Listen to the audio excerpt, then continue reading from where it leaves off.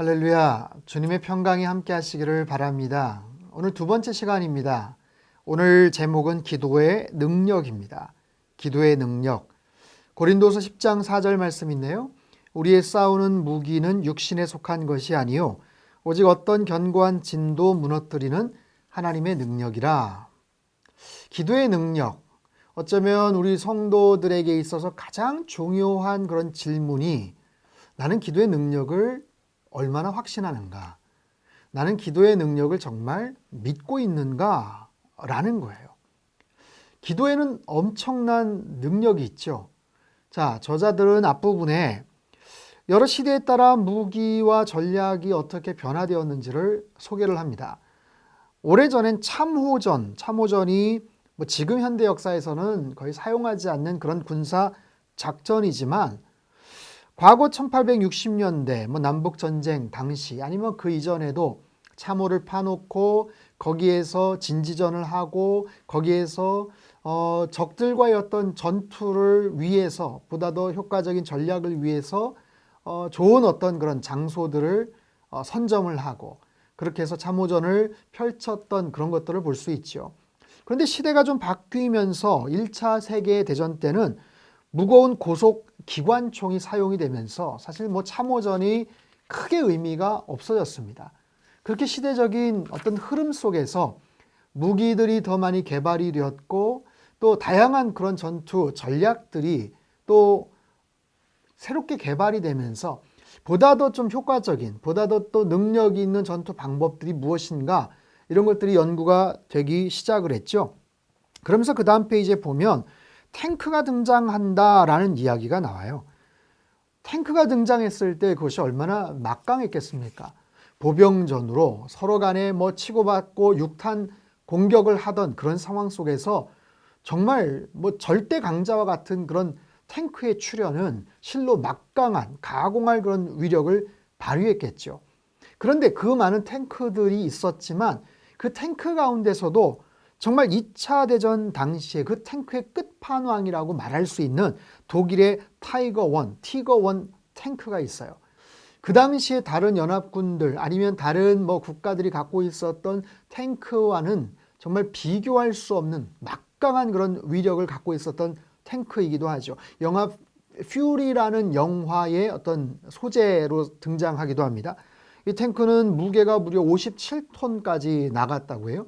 그렇게 육중한데도 시속 24km 정도까지 낼 수 있는 그런 기동성을 또 갖추고 있었고 앞에 장갑의 두께는 100mm 정도의 두께 또 그 이상의 두께를 갖고 있어서 보통 적의 탱크가 공격을 정확하게 정조준을 해서 맞춰도 2방 심지어는 3방까지 맞아도 끄떡이 없을 그런 정도라고 합니다. 거기다가 아주 특별 렌즈를 사용해서 약 2km 떨어져 있는 후방에서도 상대방을 공격할 수 있는, 그러니까 상대방은 보이지도 않는 곳에서 어마어마한 그런 폭격이 쏟아지고 적들이 아무리 연합군들이 아무리 공격을 해도 절대로 무너지지 않는 그런 가공할 그런 무기였던 거죠. 바로 이런 겁니다.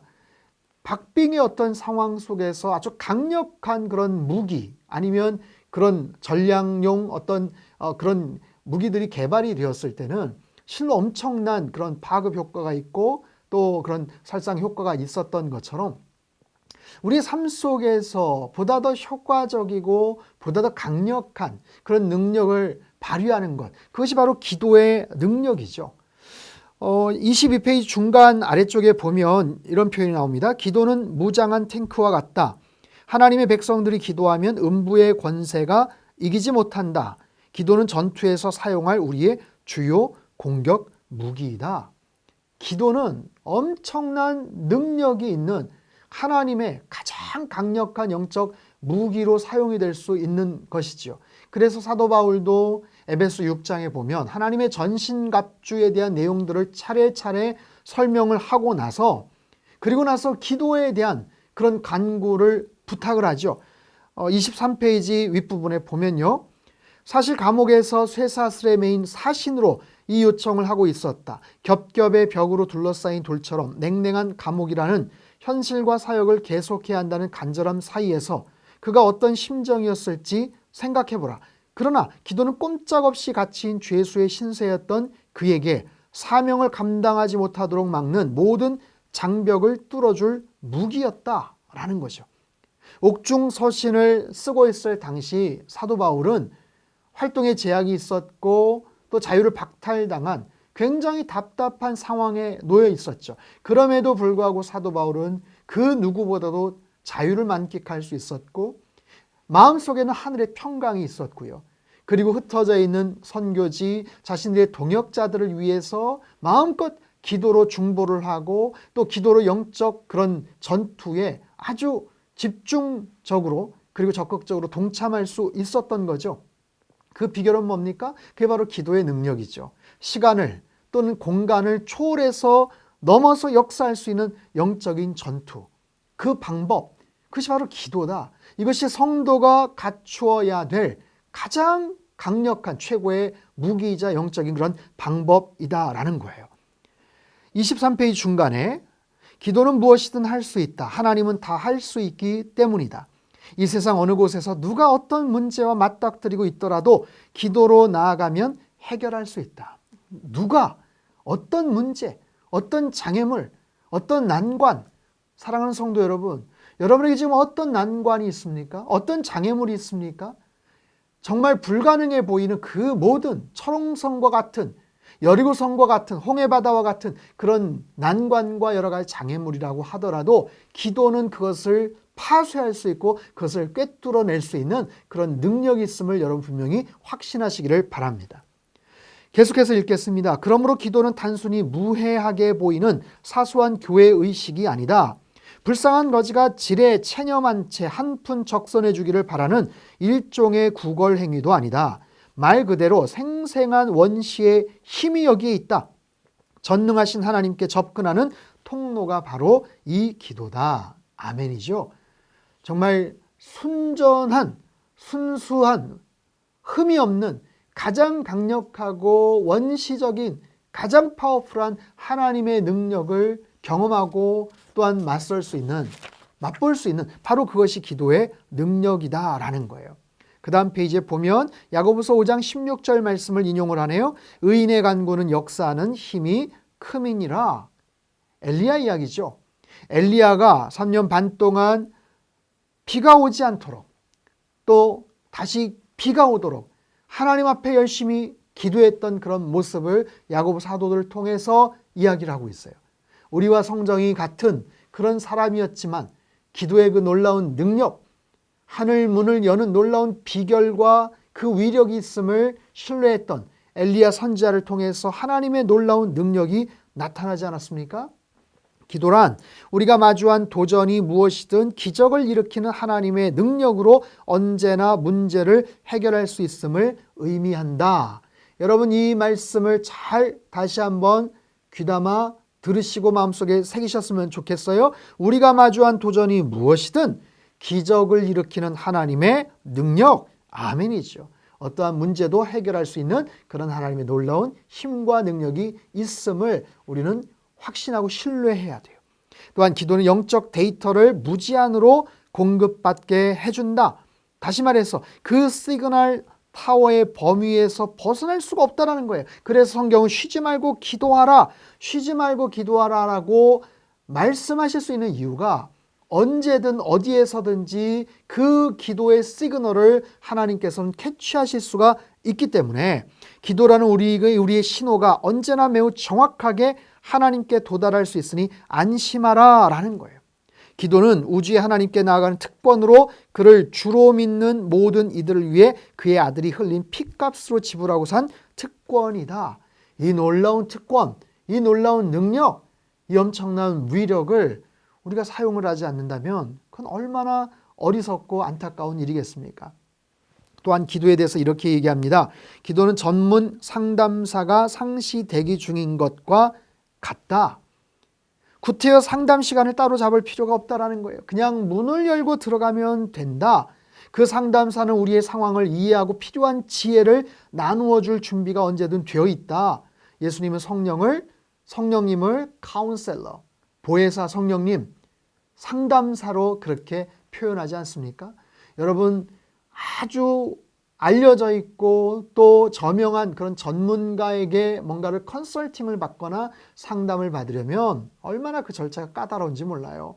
비용도 많이 듭니다. 하지만 성령 하나님께서, 보혜사 성령님께서 우리와 항상 함께 하시고 우리의 영적인 카운셀러가 되시기 때문에, 상담사가 되어주시기 때문에 그 주님 앞에 우리가 간구하면 그분께서 하늘의 지혜를 우리에게 나누어 주신다라는 거예요. 저는 이 대목이 너무 마음에 들어요. 우리가 살아가면서 얼마나 하나님의 지혜가 필요합니까? 어떻게 결정해야 될지, 무엇을 해야 될지, 어떻게 내가 그 다음 스텝을 밟아 나가야 될지. 그러나 우리가 간구하면, 우리가 하나님 앞에 기도하면 하나님께서 그 지혜를 우리에게 나누어 주신다. 주님, 하늘의 지혜를 허락하여 주옵소서.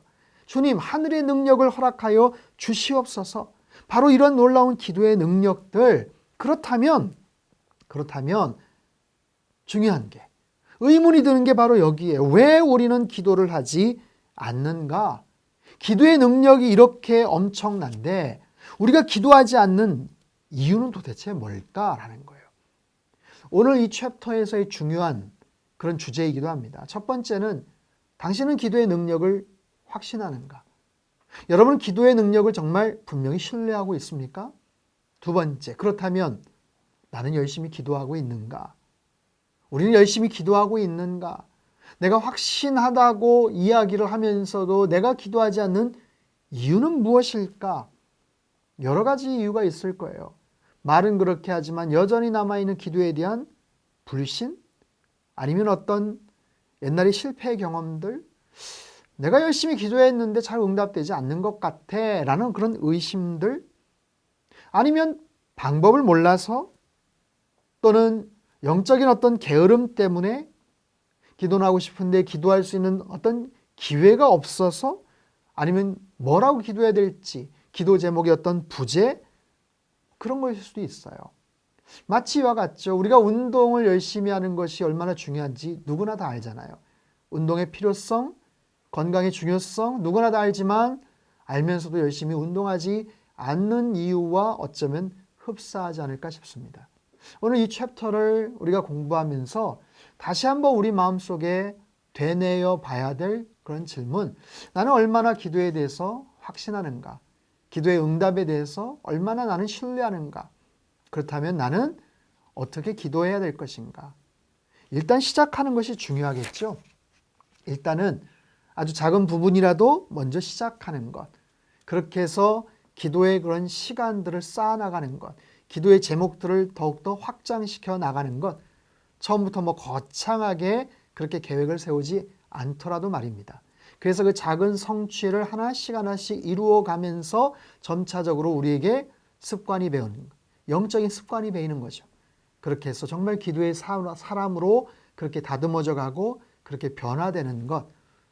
기도의 마스터, 이 35일 하늘문을 여는 놀라운 비밀이 여기에 담겨져 있어요. 아는 것으로만 끝나서는 안 되죠. 이제 내가 어떻게 하나님 앞에서 기도해야 될지 그렇게 고민해 보면서 적은 시간이라도 기도의 시간들 확보하시고 그렇게 기도에 헌신할 수 있는 그런 저와 여러분의 삶이 되시기를 주님의 이름으로 축복합니다. 기도하겠습니다. 주님, 당신이 우리에게 기도의 힘을 활용하도록 하셨음에도 그 힘을 믿지도 소중하게 여기지도 않았던 지난 날들을 회개하오니 용서해 주소서. 저는 주님이 원치 않는 다른 방법을 의지하고 사용하였습니다. 하지만 그런 노력들은 아무 효과도 없었고 그로 인해 오히려 좌절을 떠안은 적이 한두 번이 아니었습니다. 아버지, 믿음으로 기도하는 법을 배우고 싶습니다. 더 가까이 당신께 나아가고 싶습니다. 주를 믿고 온전히 의지하며 당신과 더불어 싸울 수 있도록 확신과 자유를 체험하고 싶습니다. 주를 더욱 의지하고자 하오니 저를 인도해 주소서. 저를 훈련시키시고 필요한 것을 갖추게 해 주소서. 기도의 강력한 용사가 되게 해 주소서. 주를 신뢰하는 저를 통해 영광을 받으소서. 예수님의 이름으로 기도합니다. 아멘.